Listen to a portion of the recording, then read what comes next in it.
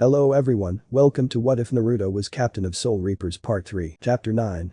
Students vs Master. Start a flashback. Soifin ran as fast as she could, not caring who she had bumped into, as the members of the Onmitsukido looked at her with annoyed looks, while the others looked at her with an understanding look.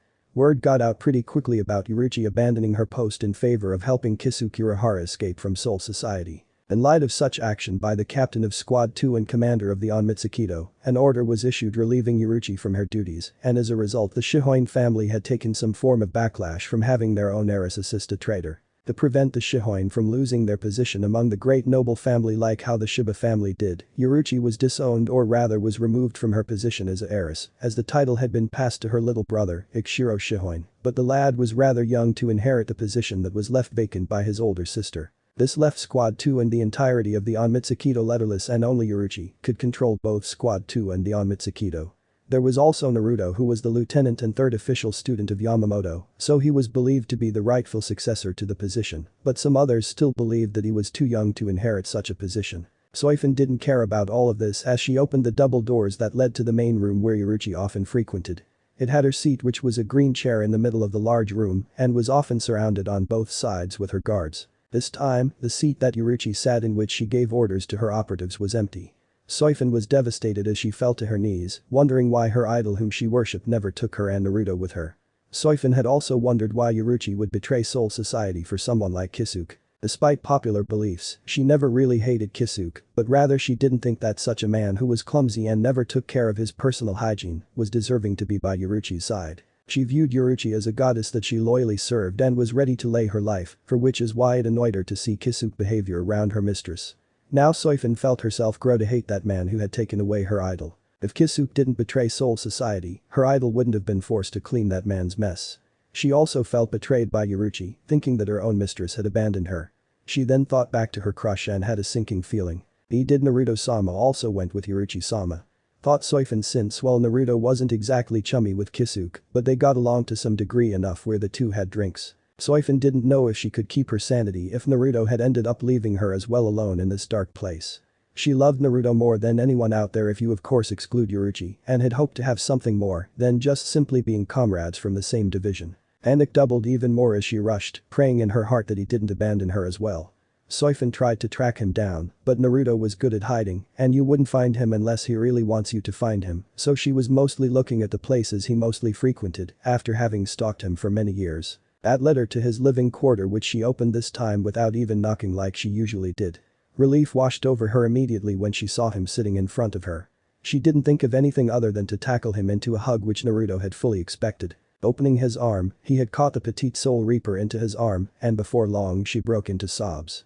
She felt many emotions, such as sadness for the fact that Yuruchi abandoned them both, and betraying Soul Society, and happiness at seeing that Naruto was still around and didn't abandon her as well. I was so scared that you also abandoned me," cried Soifin in his arm as Naruto calmly caressed the back of her head. Usually, Soifin would be quite embarrassed to be in such a position, especially with the man she had a huge crush on, but right now she wasn't thinking straight. "It's fine, I'm here and I'm not going anywhere," said Naruto, feeling sympathy for Soifin. This seems to get Soifin to tighten her hold on him, still afraid that he would just up and disappear. "Why you promise?" asked Soifin as she looked him in the eyes while Naruto nodded his head. "I promise you that I won't abandon you," said Naruto, which made her feel even more relieved as she hugged him once more. Naruto wanted to tell her the truth of what happened, but it was unwise to do at the current moment.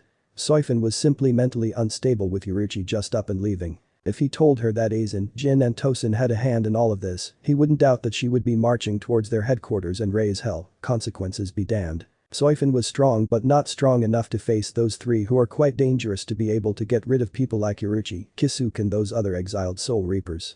This is why Naruto decided to tell her when she's in the right mind. He knew she will still harbor vengeful thoughts, but it will be easier to get her to calm down since she would have calmed down from the aftershock of the news. For now, Naruto wanted to ensure that Squad 2 and the Onmitsukido are still functioning with or without Yuruchi. He was glad that he had watched Yuruchi over the countless years to know what to do in this situation. He can deal with the rebellious operatives, since Naruto wasn't completely ignorant enough to not expect a power struggle for the position itself. Humans, Soul Reapers and even Hollows are all greedy people, and they will definitely be ambitious people who would seek more than their current station. This is how the world works. Aizen is an example of someone trying, or rather aiming for, a higher station than just being another lieutenant. Naruto doesn't exactly know if Aizen got rid of Shinji because he wanted to be a captain of Squad 5 or because Shinji was one of the closest people to have almost discovered Aizen's true intention and as such got rid of him along with his close friends and pinned the blame on Kisukirahara. Well, technically he knew of Aizen's intention from the very start given that the fake smile didn't really fool him, but he had kept his distance from the lieutenant soon-to-be captain to not make him suspicious of him. Still, one thing was for sure, Aizen doesn't like to be held back by anyone else and would probably aim either for the position of the head captain or probably something even more than just being a central 46 lapdog. I can't believe I'm saying this but my life just got even more troublesome. They say this is heaven more like a headache and a massive pain in the ass. Naruto thought, clearly not happy then again he should have expected that much. Naruto never thought that he would be using Shikamaru line for this situation, despite having toned down over the years of being in Soul Society, but he was still quite energetic, he only simply found a new outlet to put this energy into such as creating new Kido techniques or just honing his already existing skills and refining it like how Yamamoto-sensei had taught him. Looking down, he saw Soifin sleeping peacefully in his arms. The stress so far had left her completely exhausted, adding the fact that Soifin felt more at peace and safe in his arms made her quickly doze off into a deep sleep. Well, at least she calmed down slightly. Naruto thought as he laid her on his bed and pulled the cover of the bed to let her sleep comfortably until she woke up and returned to her own living quarters. He had a lot of things to do for the next few years. End of flashback. Many things had happened in the span of the few minutes since Ichigo had jumped in. For now, it seems that Byakuya had decided that he was going to be dealing with the Ryoka and once done with the orange-haired human, he would execute Rukia. Unohana had used her Zanpakuto Minazuki to take the injured lieutenants inside its stomach where they were healed for the time being as she headed to her squad barracks and as such decided to place them in the relief station of the squad barracks while planning to play her next role. Soifin on the other hand was dragged by Yaruchi somewhere else. This was part of the plan as well, since Naruto did get Yaruchi involved in what they had planned for Aizen, and she was very much eager to not only reunite with her little bee, but also mess with Aizen. Soifin was not angry with Yaruchi and had no intention of turning this battle into a death match, but there was definitely a lot of pent-up emotion that she had wanted to release on Yaruchi now that she was standing before her. Naruto really hoped that Soifin would be able to get out some of her lingering frustration on Yaruchi.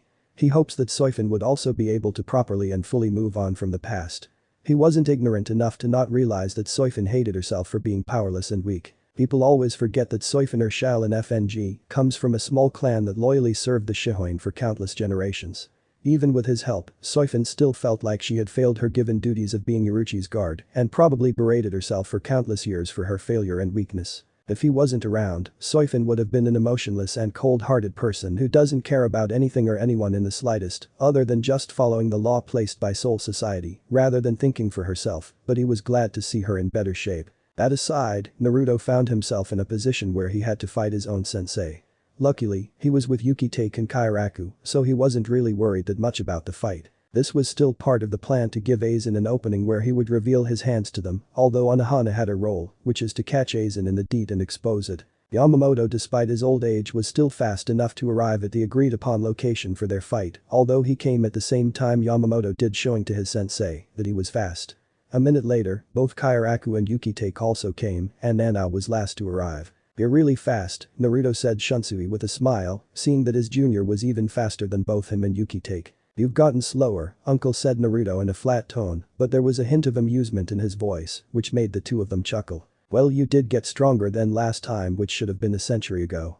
It's kind of comforting to know that the future of Soul Society is in safe hands," said Yukite with a smile on his face, while Nanao watched the three captains in disbelief. She wasn't made aware of what was really happening, so she was slightly disturbed with how relaxed the three captains are when facing the head of the Gate 13. Naruto smiled as he nodded his head acknowledging the word said before he turned to his sensei, who was patiently waiting for them to finish talking with each other. "It's been years since we last sparred with you, sensei. I look forward to finally displaying my years of dedicated training in this fight," said Naruto initiating the conversation. "I could clearly see that you remained disciplined over the course of the years.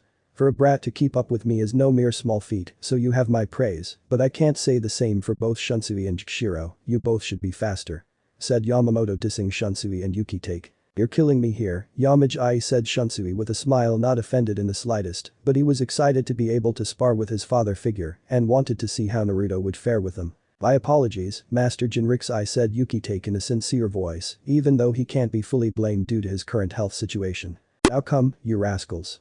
You won't get let off with just a thrashing," spoke Yamamoto as he stood up from the boulder that he was sitting. His spiritual pressure started to coat his entire body, showing his attune for the element of fire. Head Captain Jinrik's Aishijikuni Yamamoto of the 13 Court Guard squads.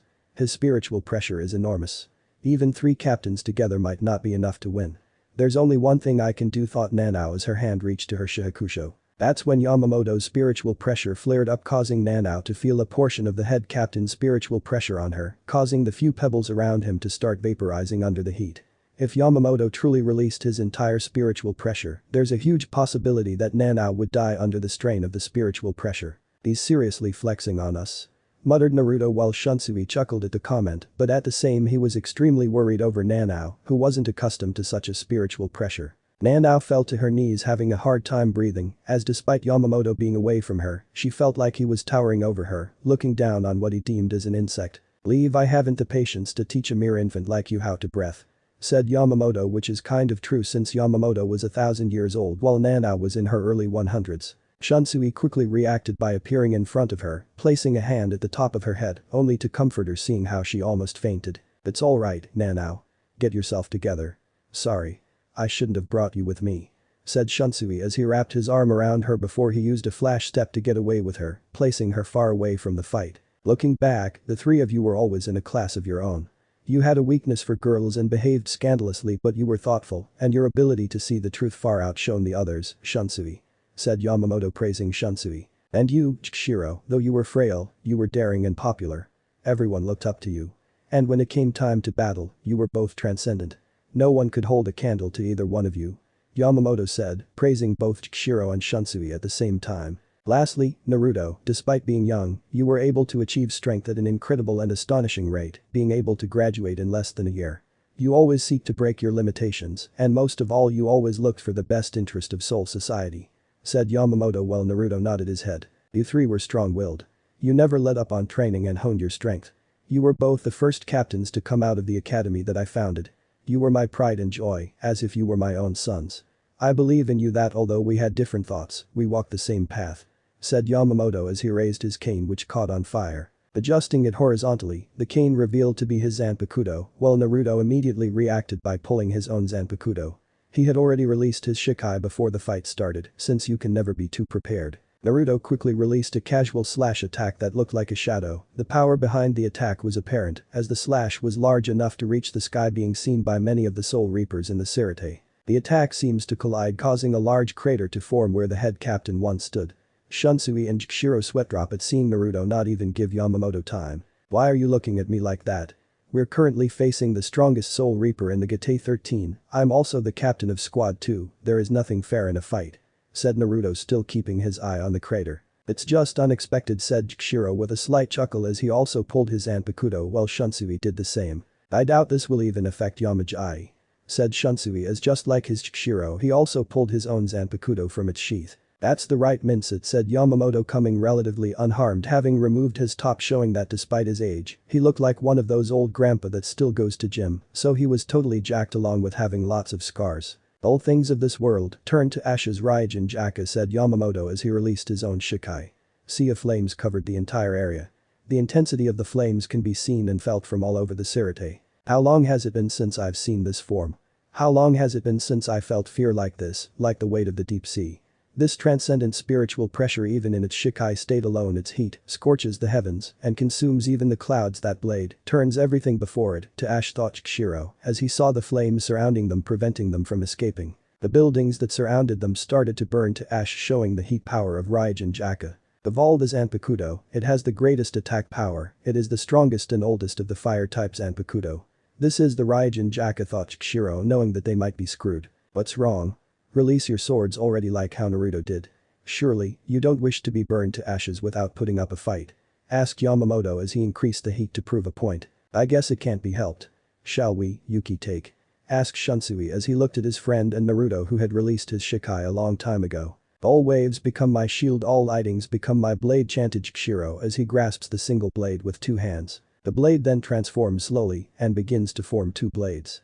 As the blades peel apart, a large red rope-like chain at the base of the hilt lengthens, and silver metal square charms attached to the chain begin to fall, until all 5 present themselves. The blade is now somewhat thinner than the sealed Zanpakuto, and its tsuba now extends a little bit up the blade. About halfway along the length of the Zanpakuto, a second blade juts out from the inside of the main blade and extends back towards the hilt, running parallel to the main blade. The cutting edge of the second blade faces inward instead of outward. Sajo no Kodaori finished Yuki take, while Shunsui decided to also release his own Shikai, as having pulled his own Zanpakuto, as he sets the two blades against each other in a cross. Heavenly wind stirs and heavenly demons laughs. Kaiten Kayakatsu uttered Kairaku, having finished releasing his Shikai. As when the flash clears, Kaiten Kayakatsu has become a pair of huge black, heavily curved Chinese with silver edges. The hilt and tsuba of each are still the same as they were in Kaiten Kayakatsu's sealed form, but they now sport long red tassels dangling from the end. Naruto didn't want to watch this exchange of talks, since they were supposed to be fighting, so he already used flash steps to appear above Yamamoto, who already knew. Meteor Soul, said Naruto in an above whisper tone. As like a shadow star, Naruto rapidly dived towards the head captains with his twin daggers at his side, and like a meteor, Naruto striked only to be blocked by Yamamoto, but regardless of whether the elderly Shinigami did block the attack, the result has more than surprised him. Yamamoto found himself being pushed as the entire area exploded, leveling many of the buildings and area around them. Due to blocking, a large crater formed underneath Yamamoto, who was surprised by the heavy blow. Naruto followed quickly by raising his leg to strike at his mentor's chin in an attempt to send him flying in the air, but Yamamoto was no amateur and as such had used his free hand to block the blow coming to him. "You're still 1,000 years too young to catch me off guard," said Yamamoto, while Naruto smirked as his daggers that rested on his back telekinetically followed his command by attempting to attack both Yamamoto's shoulders. Yamamoto was surprised since he had never expected this, but had quickly reacted by increasing his spiritual pressure, causing Naruto to be blown off, while the red daggers were flung away before it could connect. Naruto, despite receiving the full brunt of such an attack, was still relatively unharmed as he flash stepped away. His customized red daggers thankfully didn't melt like he had expected it would at first. "So this is ruler's authority, what a wonderful technique you have created, to be able to telekinetically control your own daggers to attack me while both my arms are busy," complimented Yamamoto as he felt some sting in his arm that was used to block the kick. "Don't forget about us, Yamage-ai," said Shunsui as he and Kishiro did a frontal assault after Naruto stepped back, but Yamamoto was unfazed as he met both their swords with his own, causing even more shockwave and devastation to the area. Those four fighting against each other is a nightmare to every Soul Reaper out there, given that a battle of this magnitude could destroy the Sirete, maybe even the Soul Society as a whole, but the thing is, this was nothing more than just a friendly spar between them. Naruto also rushed once more, but from his captain's coat, several kunai whizzed through the air directed towards Yamamoto, who easily swatted them away, while still fighting against both his oldest students. What he didn't know was that Naruto wasn't expecting a measly kunai to do the job, but rather he was positioning them around the head captain in a way that he wouldn't notice them. His shadow extended surrounding the area as Yamamoto tried to launch an attack on Shunsui, only for something unexpected to happen. Yamamoto's sword only slashed through a shadow body. "Shadow exchange," Naruto said as both Shunsui and Yuki-take suddenly turned into shadow before appearing at the side of Yamamoto, thanks to the kunai position by Naruto. Despite their surprise, they took this opportunity to launch an attack that had connected, causing Yamamoto to be sent flying, clearly receiving injury from the attack.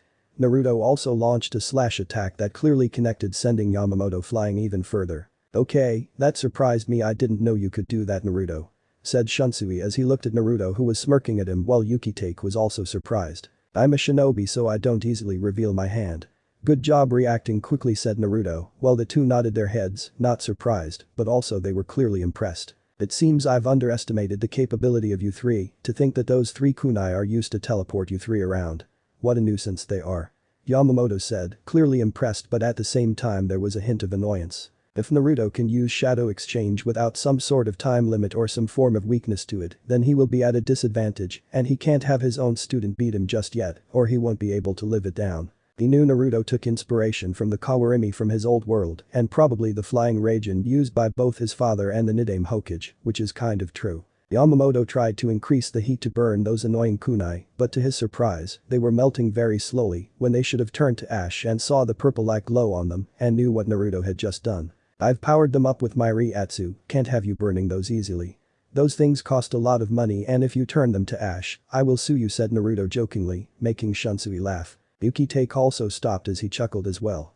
Naruto may be different from his old self back when he was still alive, but it doesn't mean that he is emotionless and isn't capable of making jokes while surrounded by a sea of flames that, if they aren't careful, can burn them to ash. Yamamoto felt amused by the comment made by his student, but he was also impressed nonetheless that Naruto made his weapon difficult to get rid of.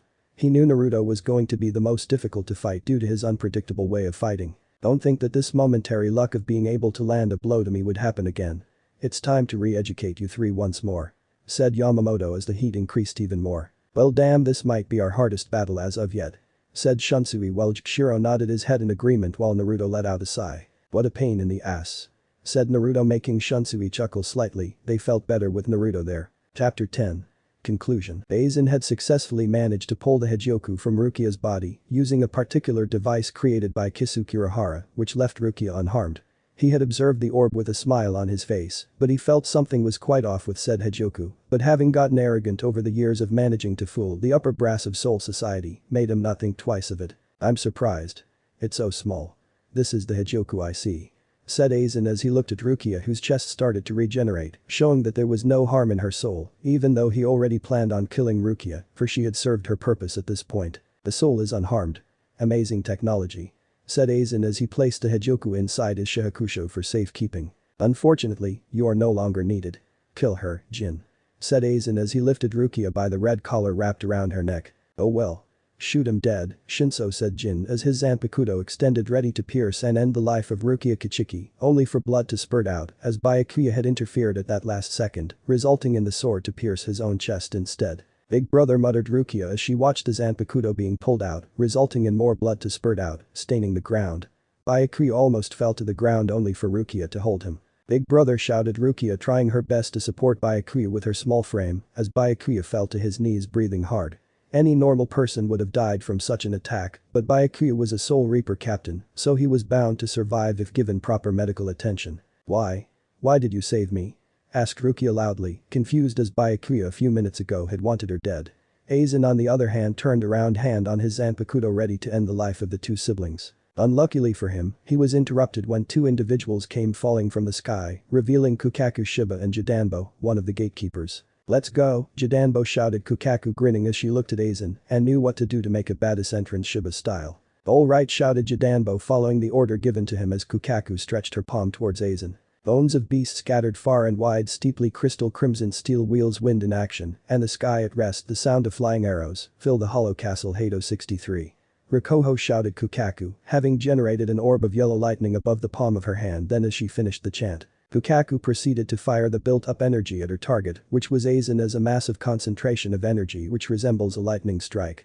As the giant landed, Aizen had managed to jump away from the attack. Big sis, shouted Ganju in surprise at seeing his sister invade the Sirte and wondered why she was here. Mr. Jidanbo, shouted Orihime, happily seeing that the man's arm was healed after she had used her powers to help heal him. Aizen found his own arm that was on his Zanpakuto wrapped around what appeared to be a bandage that restricted him from removing his Zanpakuto from its sheath, while Soifin had her own Zanpakuto positioned towards his neck. This is another face I haven't seen for quite some time. Said Aizen in an amused voice, but Yuruchi wasn't amused. Don't move, if you move a muscle, threatened Yuruchi as Soifin decided to continue in her place. We'll cut off your head, said Soifin, but she inwardly doubted that both her and Yuruchi would be able to kill that man. I see. Said Aizen, narrowing his eyes, but he was far from impressed with the threat given to him, knowing that he can easily kill them. Kukaku smiled Yuruchi as she turned to the giant footstep and the one who was standing on Jidanbo's shoulder. Hey, Yuruchi, I had too much free time and since I was out on a walk, I thought I'd check in, said Kukaku, giving a fearless grin. Well. That sure was flashy. What should I do? Asked Jin to himself in a nonchalant tone as his face never changed from that carefree smile as he raised his hand only for it to be grabbed and as Zanpakuto aimed at his own jugular, revealing Matsumoto herself. Don't move. Said Matsumoto in a firm tone despite feeling pain in having to do this to Jin, whom she cared about. Jin's eye twitched as he felt Matsumoto but regained his composure very quickly. Sorry, Captain Aizen. I got caught. Said Jin in the same nonchalant manner as he moved his restrained wrist almost mockingly. It's over. Said Yuruchi, but even she knew better than to believe that this would be the end. She doubted that a man who managed to frame Kisuke would be out of cards so easily. What did you say? Aizen asked, which Yuruchi decided to continue the act as she followed Naruto's script. Don't you understand, Aizen? There's no place left for you to run. Said Yuruchi as at this moment the rest of the Soul Reapers started to appear one by one through flash steps. Aizen spoke Yukitake as he gave a hard glare towards the traitor, while Naruto remained quiet as this was playing out as he had planned. Aizen had fallen in his trap. It's over, Aizen, said Yuruchi once more, only for Aizen to grin, and those aware from the very beginning knew then and there that the former captain had a backup plan. What's so funny? Asked Yuruchi a little bit more loudly while Aizen still remained with the same grin on his face. I'm sorry. It's time. Said Aizen, and it's then that Yuruchi had realized what he meant as she looked at the sky. Get away from him. Soifin shouted Yuruchi as she warned Soifin, who had immediately jumped away as a yellow light barrier covered both Aizen as well as Jin, revealing to be the negation. I am possible, shouted Yukitake as he watched the sky open, revealing Mino's Grand and Jillian's by numbers and another third party that was obscured by the darkness of the Garganta. It's a bit of a letdown. I wouldn't have minded being your prisoner a little longer. Goodbye, Ranjiku. I'm sorry. Said Jin as he turned to look at her with a small sad look. The part of the ground lifted in the air as it carried both Aizen and Jin to the Garganta to be taken away safely from Soul Society and into Hueco Mundo, the world where the Hollow resides. You're going to run away? Yuted Suzuman, almost in a futile attempt to destroy the negation, only to be stopped by the head captain himself. Stop, that light is called negation. The Minos use it to help save their fellow Hollows. Once enveloped by that light, it is impossible for those within and without to interact. It's an isolated world. Said Yamamoto, much to the shock of those who hadn't fought a Minos. All who have fought Minos know the moment the light fell on Sasuke-san, he was beyond our reach. Finished Yamamoto, but he knew the nasty surprise that Naruto had prepared for the ex-captain. You've joined with the Minos, why? Asked Yukitake loudly, wanting to know the goal to get Aizen to betray Soul Society. He also knew what Naruto had prepared for the ex-captain, but they wanted to know Aizen's goal in case he survived. To seek greater heights. Said Aizen bluntly as he looked at every Soul Reaper like they were mere insects. Have you fallen so much, Aizen? Asked Yukitake as he looked at Aizen with disappointment and contempt, as the man was responsible for the death of his own Lieutenant Kain and many others. You're too arrogant, Yukitake. No one stood at the top from the beginning. Neither you, nor me, nor the gods. Said Aizen as he removed his fake glasses. But that unbearable vacancy of heaven's throne ends now. Said Aizen as he ran his hand through his hair, pushing it back, causing glass to shatter from his Kyoka Sujetsu being shattered. From now on I will stand atop the heavens. Said Aizen, but before he could bid his farewell to the other Soul Reaper, he had sensed a glow appear on his chest area and looked, seeing the Hijoku giving a bright glow. Aizen realized too late as a great explosion happened as the fake Hijoku enveloped Aizen, who let out an agonizing scream, but he could not escape as the negation became a curse to him, trapping him inside, not allowing him to go anywhere. Every Soul Reaper aside from the ones involved in the plan were shocked as they looked to see Naruto holding a hand sign and knew it was his doing since he had a smirk on his face. Captain Namikaze, what did you? Shike tried to ask, but his answer came to him when the smoke died down, revealing the state of Aizen, which wasn't good as it made a few turns away because it was simply gruesome. Aizen had survived after he had created several keto barriers that he knew to absorb as much damage as possible, as well as prevent him from losing more or possibly even getting the negation painted with his own blood, which also means getting killed. Aizen had lost his entire right arm that once held the fake Hijoku and even a part of his pectoral. His right eye was also destroyed in the explosion, with a scar visible, which would make many of his female admirers scared of him and mourn his once beautiful face. He had survived, but the cost was too severe as this type of injury would stop someone's career. Namikaze shouted Aizen through blood as he was barely able to breathe, and he looked at the possible perpetrator to his current situation and saw the smirk on Naruto's face. Well, damn, that was supposed to kill you. Oh well, we can't have everything, can't we? Asked Naruto in a very nonchalant manner, but the mocking tone was known to Aizen, and that made his blood boil even more, and he lost his own composure very quickly. Curse you, Namikaze, I should have known that you were a threat. I should have gotten rid of you like I did with Hirako and his group of losers, shouted Aizen angrily as he slammed his head on the negation in pure anger. You're right, Aizen, you've underestimated me and overestimated yourself so much. I've known about your great plans for a century now. That also includes the head captain, Shunsui, Yukitake and Unohana, whom I've informed and had been playing along. Revealed Naruto to the shocked crowd of Soul Reapers and the angry Aizen. You may have planned for everything, but all of this was also part of my plan. The Hijoku that you wanted was switched with a fake the moment Rukia had returned to the Sarate and hidden somewhere you can't possibly find. Said Naruto with a grin on his face. That's right, you've bared your fang on the wrong people, Aizen Sasuke, said Yamamoto as he opened his eyes, giving a glare to the criminal. So all this time you were taking me for a damn joke, shouted Aizen as he looked at the now revealed perpetrators. I do not deny anything, said Yukitake, calmly unfazed by the anger of Aizen since he did this to himself, and part of him felt satisfaction in seeing Aizen brought down a few pegs. Yes, it was surprisingly quite easy to fool you. We just acted like we always did to keep our image and give you a sense of safety. Said Shunsui with a small frown on his face while Aizen was raging hard. Naruto glanced behind him to see Soifin doing as he told her to do, which is to record everything that was happening live, of course, so that the Wizards, which are Hirako's group, would watch this all unfold. Naruto didn't need to be there to know that Hirako's group is already on the ground rolling from laughter as Aizen is humiliated in front of many of Soul Reapers after proclaiming that he would become a god. Naruto did this not only for a good laugh, but to also gain the Vizards' cooperation, since he still doubted they would easily return to Soul Society after being betrayed. Jin watched everything unfold with an impassive face, part of him took twisted pleasure in the agonizing pain of Aizen, but he felt a twinge of fear. He realized that Naruto's early threats weren't empty words, but rather he could have been in a very similar situation where he could have gotten killed instead. This meant that Naruto viewed him as a valuable piece to take down Aizen, so Jin gulped down and resolved to take the side where he wins, the side which lets him be by Ranjiku's side instead of being her enemy. The Minos took Aizen and Jin inside as the Garganta shut down completely. The last thing they all heard was the angry shout of Aizen Sasuke, who was beyond humiliated and beyond infuriated. It left satisfaction in a lot of people, more so for those who knew and had to stay quiet and plan in the shadows for this very day, where Aizen gets his plan ruined and possibly get killed or badly injured. It's been a week ever since Aizen rebellion, and many had started to go back to their duties, but some just needed to spend a few more days in Squad 4 to properly recover from their injuries, such as Byakuya Kichiki, who was in bed bandaged up. "Hey, you expect us to eat this crappy food?" said a member of Squad 11 as he let the plate of food drop on the ground. The unseated officer had his right arm bandaged as he was livid, believing he needed a much better food served. Everyone eats the same thing here. A member of the 4th Division tried to nervously explain that nobody was receiving special treatment, but that only annoyed the two unseated officers of Squad 11. "I'm telling you, there's something wrong with that. We were injured honorably in the battle. It wouldn't hurt to give us a better meal, don't you think?" asked the other unseated officers of Squad 11. A few members of Squad 4 watched this event unfold, having a tired look as this wasn't the first time something like this has happened, and they got tired of it. "Injured honorably?"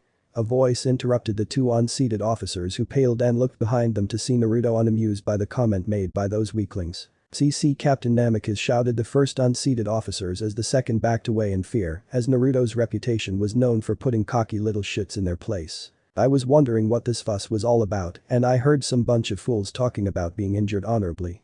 The fact that we Kryokas were able to invade Soul Society for an entire week shows your incompetence.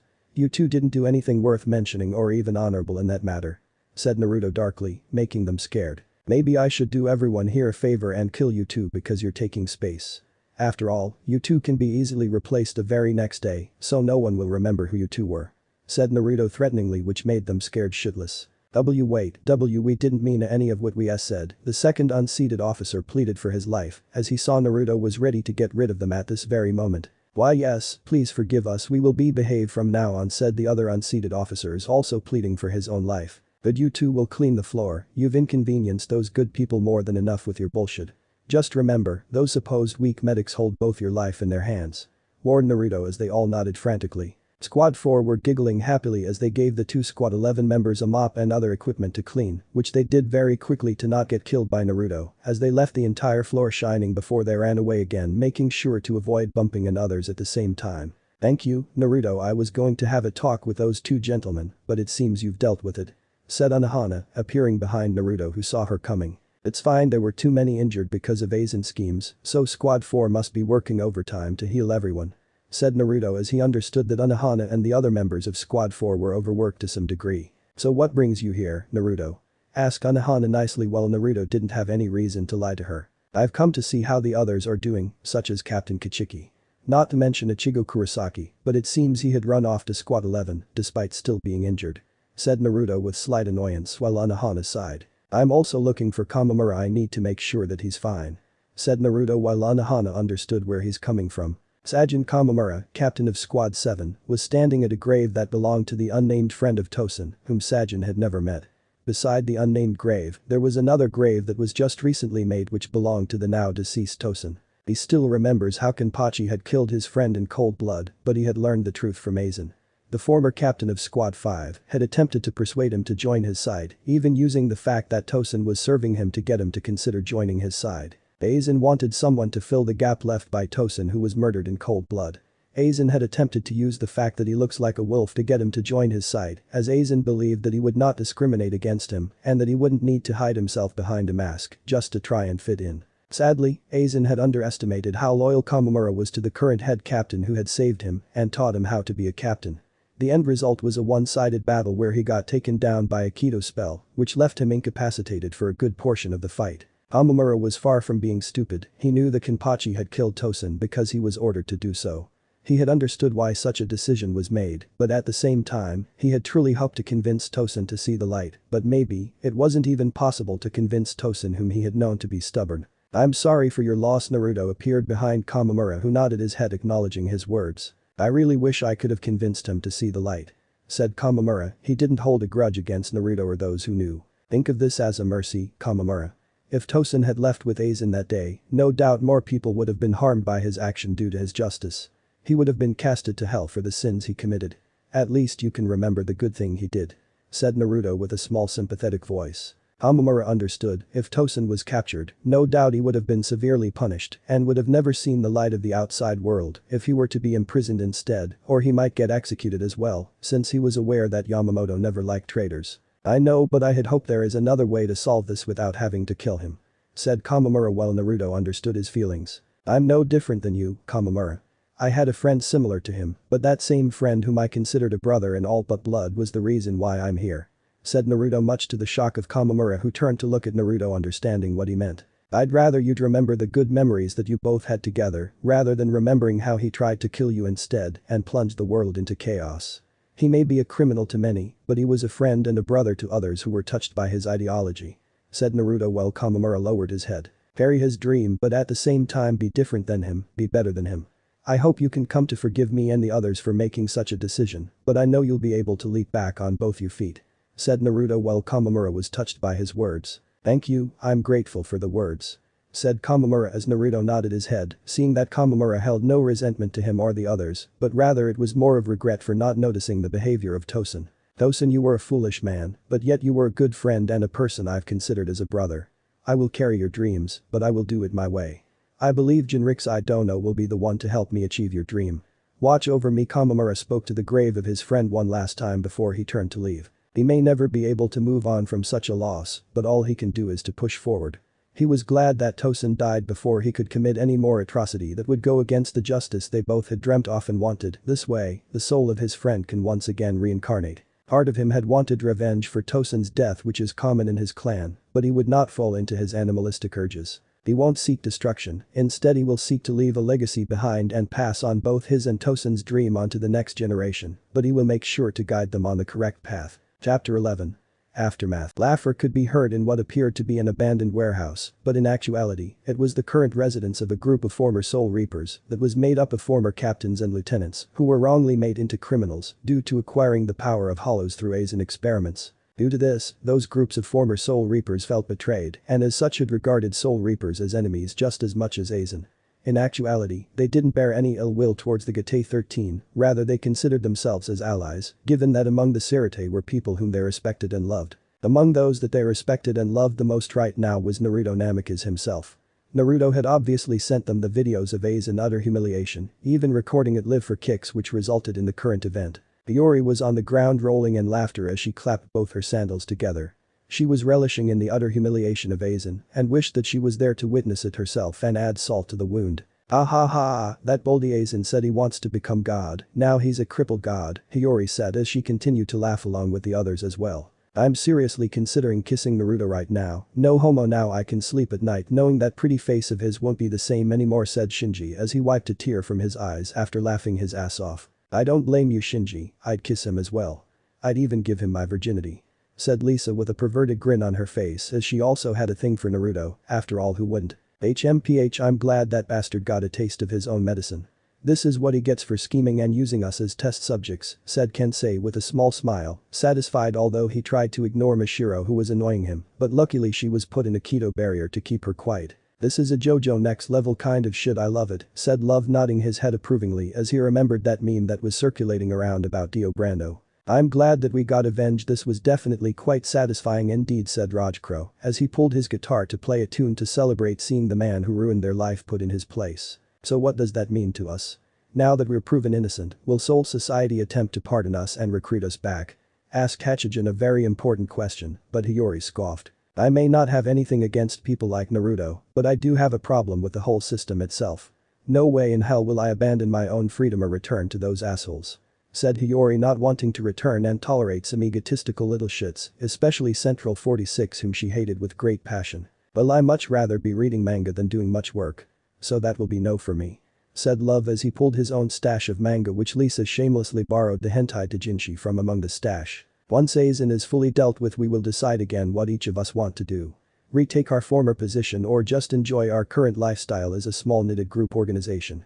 Said Shinji obviously speaking on behalf of everyone. Well, at least we can agree on something, Boldy Shinji said Hiyori in an aggressive voice, while Shinji let out a sigh annoyed by the nickname given to him. Can you please stop calling me that, you damn gorilla, said Shinji, which resulted in Hiyori to grab her chancla and bitch slapped him into the ground, leaving Shinji with a bleeding nose. There they go again, said Rajkro, while the others chose to ignore it as it was a common occurrence for the aggressive Hiyori to go apeshit, with Shinji being her target. Who are you calling gorilla, you little shit, said Hiyori as she proceeded to slap him repeatedly with said sandals while Shinji was blocking the onslaught, but he still had a bleeding nose from the earlier attack. You're short, you're flat as a board, and you're ugly as hell that I doubt anyone will want to be with you, and you have a very bad temper. Naughty girls like you need to be punished, said Shinji angrily, which resulted in an even bigger fight between the two. You fools, shouted Yamamoto slamming his cane on the ground, causing it to echo around the large room where the Gate 13 captains usually gather for important meetings. It's been a month and Ichigo Kurosaki had already returned to the living world to return to his normal high school life, but he was given a combat pass to show that he was a substitute Soul Reapers for now, at least until they have a talk with Isin himself. Yikes, I thought he forgot. Said Shunsui, sweating a little at seeing the anger of his Yamagi as the head captain never really forgot the situation with the Ryoka. I think he was being generous enough to wait an entire month to scold them. Naruto said, shrugging his own shoulders as he saw his sensei glaring at a few particular captains among those that were gathered. The reason why this meeting was happening was because Yamamoto had been very angry with the performance of the Gate 13. Aizen wasn't the only one whose pride was wounded that day, but Yamamoto pride has suffered a heavy blow. If it weren't for Captain Namikaze's quick thinking, the traitor Aizen would have gotten away with the Heijuku, shouted Yamamoto, obviously being livid with how this had ended. I don't see what's the problem, head captain, the traitor Aizen is crippled and his plan foiled.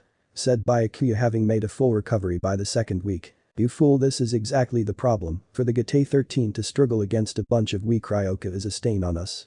It's because of this that the traitor had managed to get this far, said Yamamoto, while everyone got quiet. It was true, Aizen's plan depended on Ichigo and his group performance, which meant how much they could keep them busy.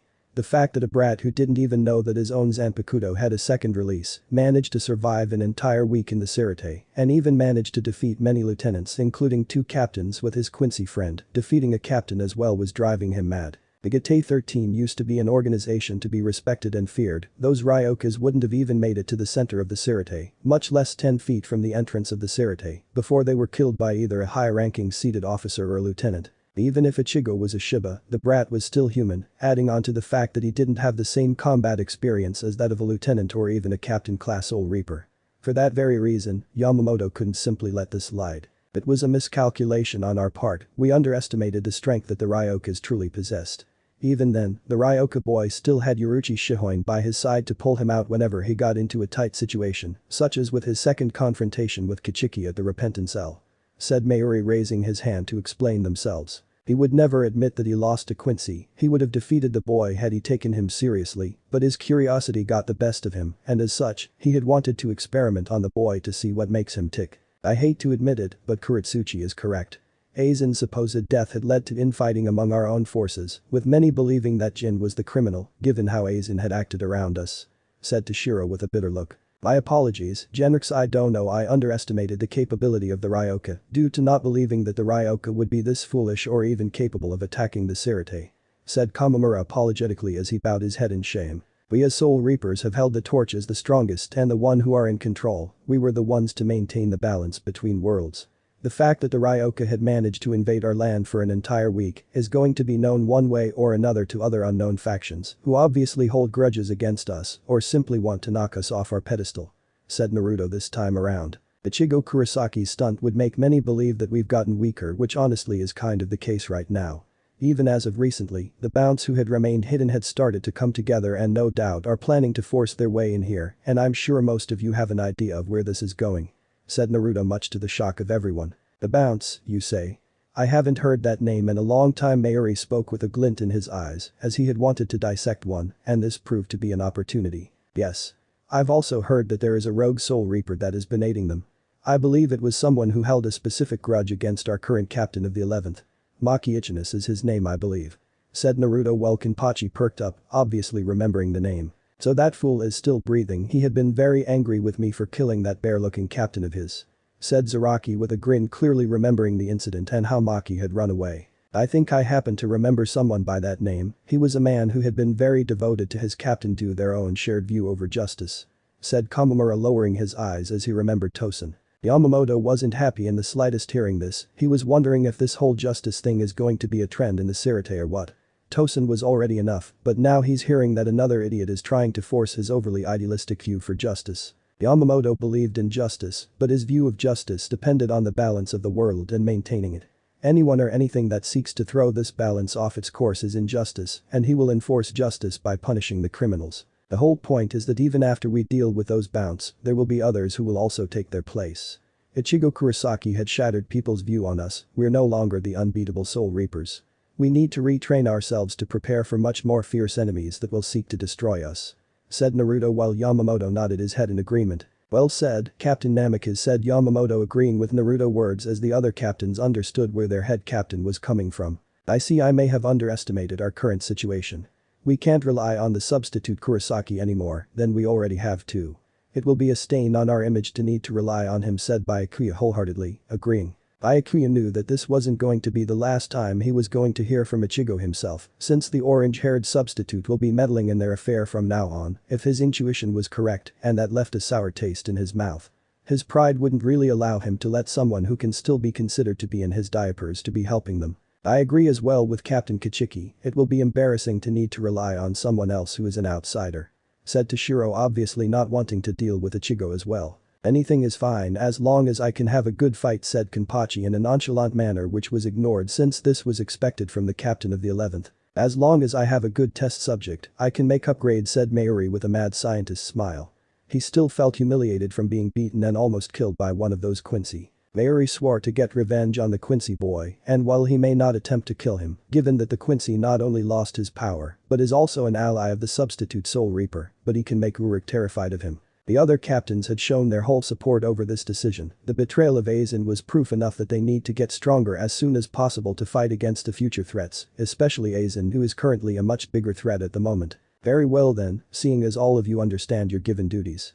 You're dismissed, said Yamamoto as he tapped his cane on the floor, which made the noise echo throughout the large room. Naruto returned to Squad 2 barracks, feeling like a weight has been lifted off his shoulder. The situation with Aizen has been dealt with, even though the traitor is still out there, but it would be months before Aizen can recover from the crippling wounds. Aizen will still have to find a way to regenerate his missing limb and eye along with that.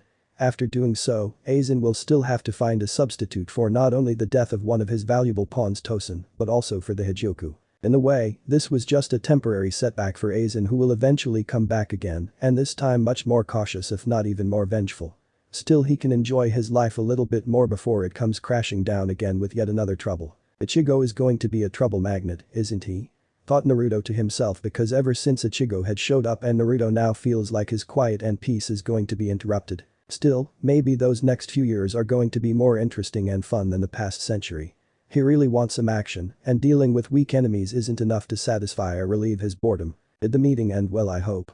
Asked Soifin as she saw Naruto enter their shared bedroom while he nodded his head. Sensei was just rightfully pissed at the few who had lost, but he only gave warning, said Naruto calmly, since he wasn't reprimanded since he did his job. Soifin smiled as she hugged him tightly, feeling quite relieved that it was over and that Aizen got what he deserved, even though he is still alive, but crippling him was enough to satisfy her since she still held resentment from that day. Naruto caressed her hair before he pulled her closer, with her doing the same as they kissed, passionately enjoying this moment together before separating, much to her disappointment. Now then, I've managed to talk to Sensei over taking some form of vacation to the human world, and he surprisingly agreed without much arguing, said Naruto, which surprised Soifin. Really?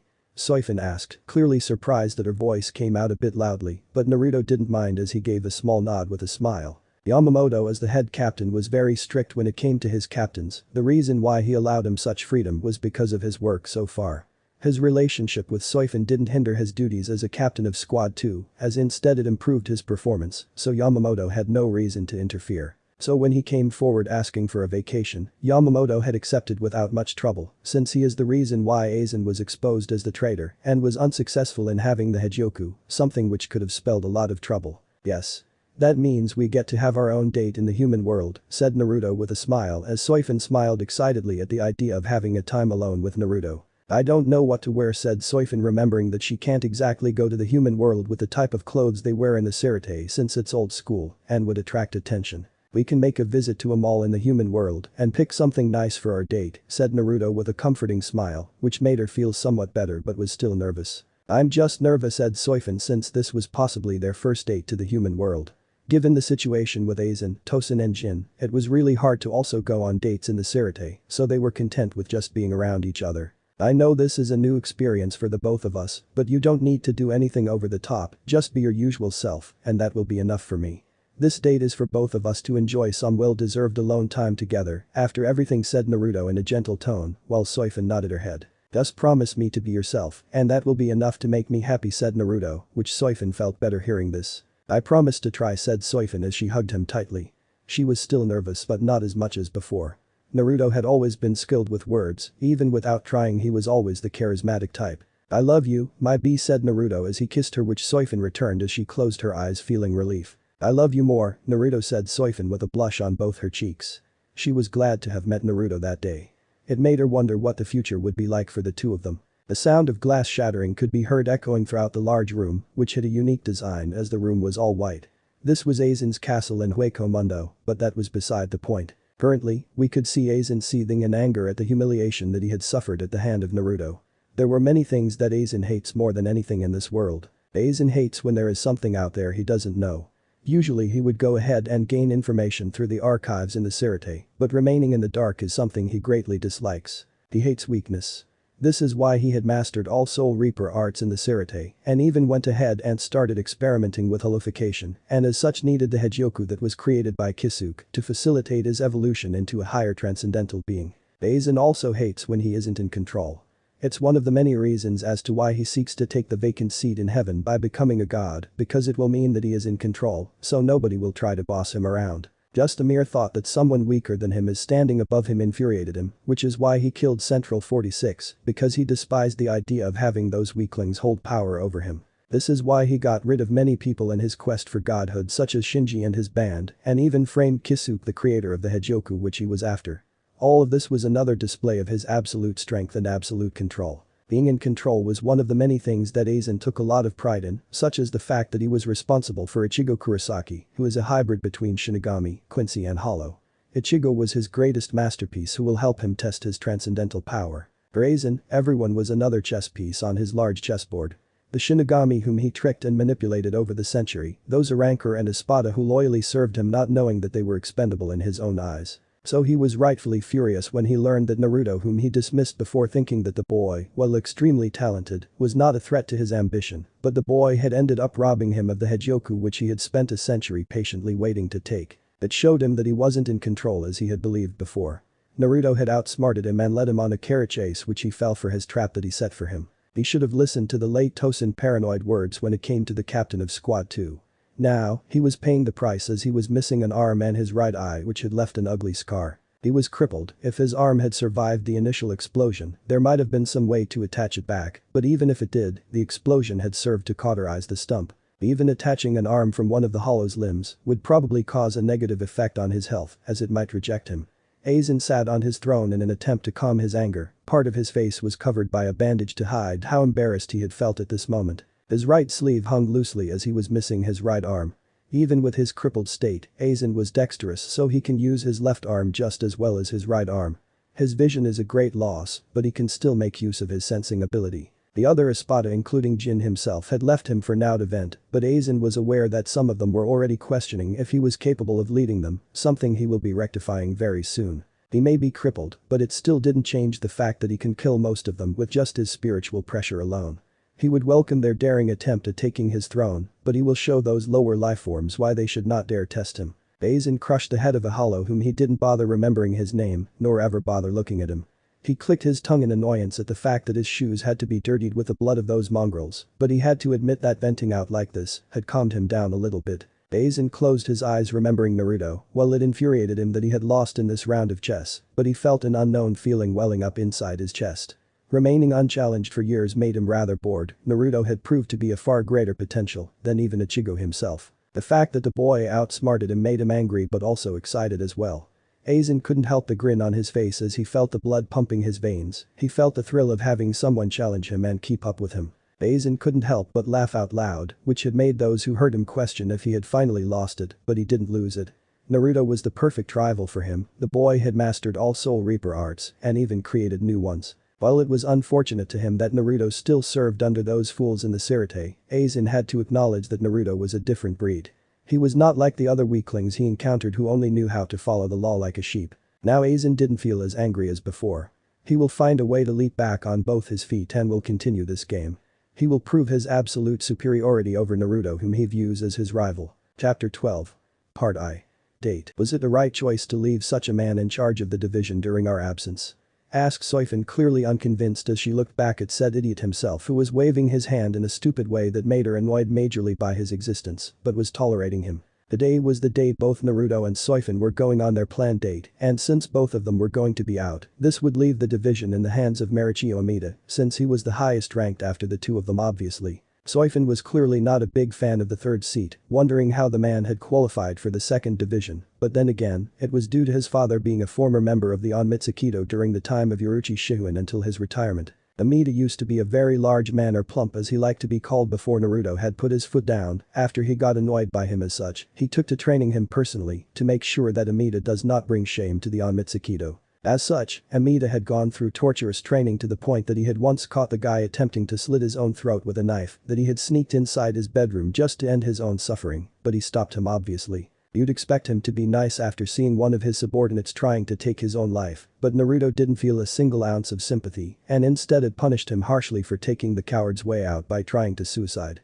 It was so bad that Amida's father himself had tried to stop him, but it ended up backfiring instantly and resulted in Amida's father being beaten black and blue by him for interfering with his training and resulted in him disciplining the father and son for hours. His demonic training had stopped when he got pacified by a few captains who for the first time had felt sympathy for Amida, who was crying so pathetically with tears and snot while begging them for salvation.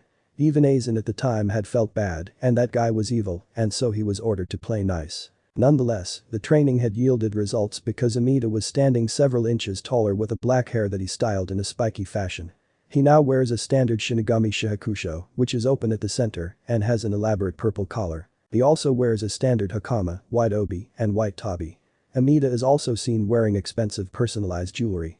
Naruto decided to be lenient on him since he did get stronger, but if he slacked off, well, Amida knows full well what will happen to him. Still, it seems that Amida's performance had improved so much that there is no shadow of a doubt that he was the strongest third seat right now, even stronger than a lieutenant, except for Soifin, who is a mid-class captain level, being able to fight and defeat even someone like Byakuya, albeit with difficulty. Amida, who had just noticed it after Naruto purposely sent him on a difficult mission solo, had become increasingly loyal to him.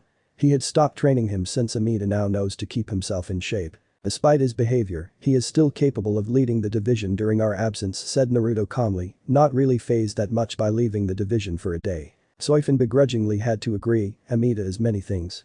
A coward, albeit it had become less over the years after Naruto training. He is loud, vain, elitist, snobbish and greedy. However, he is exceedingly loyal to his captain and the division, and he would definitely not do anything that would harm the division. If it makes you feel better, I have some members of the division keep tabs on him and report to me anything he does throughout the day, said Naruto with a small smirk as he glanced at Soifin. Soifin smirked as well, having expected Naruto to do this.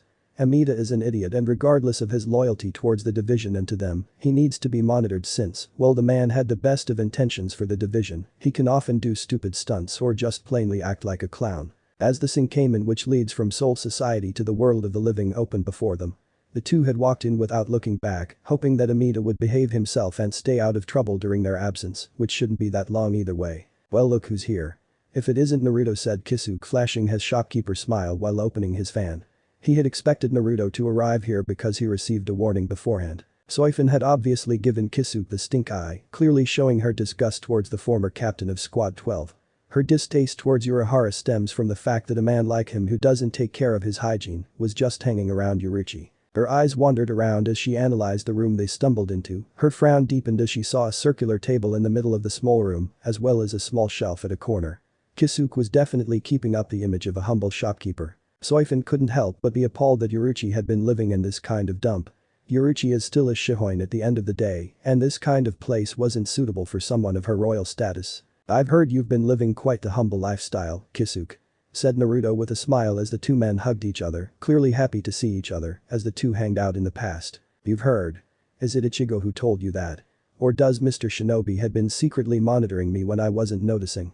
Said Kisuke, who was right on point since Naruto did monitor his behavior for the past century. The latter.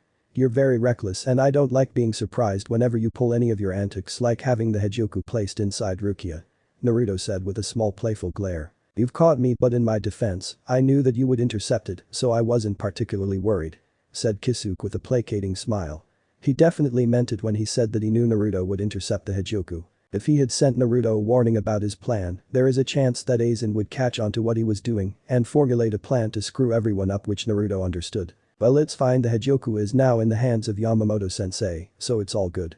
Said Naruto with a smile as Yamamoto was the strongest Shinigami in the Soul Society and even Aizen would be weary of fighting that man. But man, I have to say, the way you dealt with Aizen had seriously made me a big fan of you. Like seriously, blowing him up was one creative way. I hadn't seen it coming, said Kisuke with a smile. Shinji and the others are also partying like crazy. You don't know how much you've made them happy just by that clip you've sent them, said Kisuke, while Naruto chuckled at that. Apparently, the Vizard had started to party with people like Hiyori and Shinji childishly watching the clip of Aizen going kaboom and losing a limb and his pretty face being ruined for good, the latter which made Shinji happy to see as Aizen had been very popular among the female population. Well, Aizen had it coming. This is the result of his own greed and because he had screwed you guys over, so that's revenge. Naruto said, which made Kisuke snicker at that. You should go see them once you have time. Nonetheless, well, I'd love to chat with you more, it seems your lady friend is waiting for her date, Kisuke said with a wink, while Naruto understood. He had been caught in his catching up with Kisuke that Soifin was forgotten, but she didn't mind since Naruto and Kisuke haven't talked for about a century now, even though she didn't much like Kisuke as a person, but he was friends with Naruto. Ah, this is actually mine and Soifin vacation. Given my performance, I was able to get a day off to go on a date in the living world. Said Naruto as he pulled Soifin by her waist, making her blush. Naruto was grateful that Soifin didn't make her usual jabs, which shows that she did grow up, but he could see that she was still spiteful towards Kisuke, but he wasn't going to make her like the guy, since Kisuke can often be infuriating to deal with. Good. Relaxation is important from time to time. I have prepared beforehand both your gigai so that you two can enjoy the experience of a date in the living world. Said Kisuke as he presented the gigai itself and handed it to the two couples. Soifin seemed to skeptically look at the gigai but didn't comment. She was aware that he placed a Hejioku inside Rukia Kichiki and she wondered if he placed something suspicious inside of the gigai, but there was nothing. Yuruchi, want to help your own protege pick her dress for her date, Kisuke shouted from out of nowhere as the door opened, revealing Yuruchi, who was grinning like a cat who was looking at her prey. Lady Yuruchi, Soifin said, clearly surprised to see her own former master standing before her while looking at her with a predatory look that made her shudder, knowing that it was not a good look. Yuruchi, without saying any words, had pulled several dresses which she can assume was Yuruchi plans to dress her up. Soifin had tried to back away by using flash step. Unfortunately, she was dealing with the master of Shunpo itself and so she was easily caught. Today is your date, my little bee. You have to dress to impress.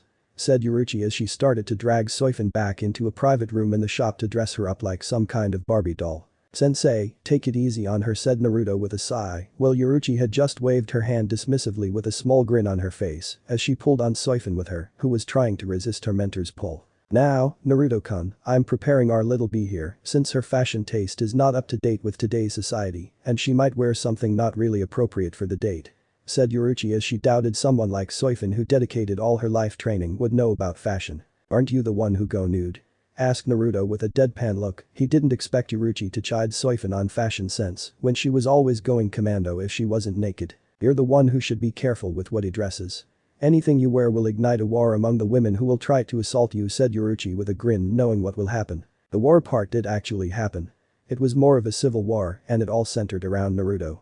It was a civil war started by the Women's Association and they attempted to assault Naruto, but it was foiled easily and Soifin at the time had lashed out violently over those insolent women. Yamamoto at the time looked really frail with a look that said, when am I going to have my retirement? Some just laughed over the ridiculousness of the situation where women ignited civil war over a guy, a handsome one at that. Naruto at the time had received a sympathetic look from Byakuya, who offered to talk it out. Never had Naruto ever imagined a day would ever come whereby a Kyuubi would offer him counseling over women, but he gracefully took the offer and they had a very nice constructive conversation. Please don't remind me of that blasphemous dark part of my history. I never thought I'd ever live long enough where women would try to gape me," said Naruto with an exasperated look. As Naruto Uzumaki, he was considered to be cute by a few, probably due to his whiskers, but at the same time he wasn't attractive enough to have fangirls fawning over him, which was fine either way. Naruto always viewed Sasuke as gay for acting the way he did towards the women. Was this his karma for what he said about Sasuke that day? He almost felt some sympathy for the guy and he hated his guts. But then suddenly, he became a mega celebrity in the Sarate with women trying to assault him. If he wasn't a well-trained shinobi, he would have nude pictures of him circulating around the female population. Then again Soifin was taking care of that part. Now then, come here Soifin and stop being stubborn. I'm trying to make you pretty if you want to prove your superiority over those beta females," Yuruchi said, which made Soifin stop struggling as she was pulled to a separate room in the shop. "Isn't this a little bit too much?" Soifin asked, clearly embarrassed, but Yuruchi could have done worse.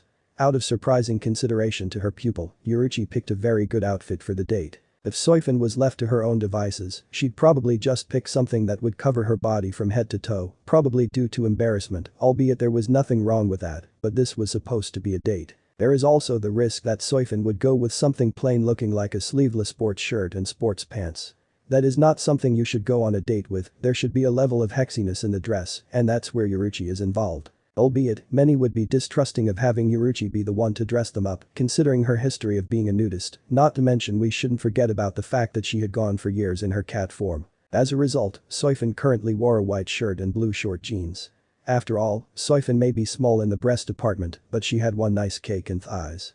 She also wore thigh-high fishnet stockings. A velvet choker necklace around her neck. There were black sunglasses added to complete the look. Overall, Soifin looked too hexy right now and Yuruchi looked rather proud of herself.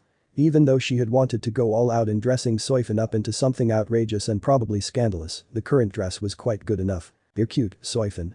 I'm pretty sure Naruto would agree as well. Hell, I bet that guy will have a nosebleed," said Yuruchi with a thumbs up while Soifin looked flustered. Soifin looked at the mirror, but she had no complaints. She wasn't exactly embarrassed that she'd go out dressed like that since her Mitsukido outfit was revealing in itself, but in her defense, her Soul Reaper outfit was designed with Shunko in mind. Her embarrassment stems from the fact that Naruto will see her dressed like that. Would he like it? Or would he tell her to cover herself up? Those types of questions floated on her mind, but she got pulled by Yuruchi, which interrupted her worries. "Stop overthinking about this. Be normal. Besides, Naruto is a guy. At the end of the day he would definitely love what you're wearing," said Yuruchi as he pulled her protege towards where Naruto is. Yuruchi-sama muttered Soifin with tinted red cheeks. She was happy to hear those words of encouragement from her own mentor, but she vowed to do her best. As they slid open the door where Naruto is, they saw what he was wearing. It's like Yuruchi had predicted, Naruto was wearing something outrageous that would trigger many women into assaulting him.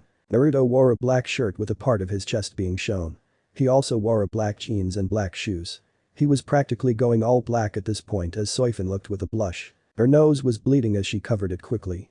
Yuruchi handed Soifin a tissue as if having predicted this to happen, while Naruto turned towards them and stopped looking surprised at seeing what Soifin was wearing. "Wow Soifin, you really look good in this," said Naruto, having his breath stolen away by the sight of his fiancée standing there looking adorable and hexy at the same time. "Why you think so? You also don't look bad yourself," said Soifin shyly while Naruto smiled and walked towards her as he pulled her into a hug and took her lips for his own as he kissed her lovingly, which she kissed back. Yuruchi cheered while Kisuke nodded his head while giving a thumbs up and then looked at each other, then proceeded to high-five each other for their own success. "I think you look lovely, I honestly didn't see it coming and in a good way," said Naruto with a smile as he then lifted her up in a princess carry as he gave a wave towards Kisuke and Yuruchi. "Well, we're off for our date," said Naruto, while Yuruchi and Kisuke wished them good luck. Soifin instead had her face buried in his neck as she hugged him tightly, clearly enjoying this. They had walked by Tessai who had greeted them politely, which he returned, and along the way he met the two rascals with Jinta being very rude and as a result he kicked him like a soccer ball somewhere else. Yurura was nice, so he gave her a pat on the head which made her smile. "So where are we going?" asked Soifin shyly as Naruto put her down and instead took her own hand with his own as they walked together on the street pavement. "Telling you would ruin the surprise, wouldn't it?" said Naruto with a charming smile that made her blush heavily at that, but she decided to let him do this. Their walk on the streets was quite peaceful as their hands were interlocked. Karakura town was peaceful, although they did have some wanted thugs try to shake them for cash or get touchy-feely with Soifin, but they were met by a Yakuza kick from Naruto, folding them like omelets. It's not every day that they get to walk so carefreely like this, it almost makes them feel guilty for leaving their duties even if it's only for a day. This is how much they've been absorbed in their work that they didn't have time to just stroll around like this. This is nice, said Soifin, feeling somewhat relaxed even though she was feeling quite restless in a sense. She comes from a lower clan that served the Shihoin clan for generations, so something like this was foreign to her. It didn't mean that Naruto had been neglecting her since he was the most romantic person you'll ever find, which is given Kairaku pointers. But going to the human world for anything else other than their own mission was still a new experience. Indeed it feels a little bit odd to come here to walk leisurely rather than do a mission, said Naruto with a big smile as if to tell her that he had understood how she had felt at the moment. This is why Naruto was taking a slow pace. Not enough to bore her but at the same time not enough to overwhelm her.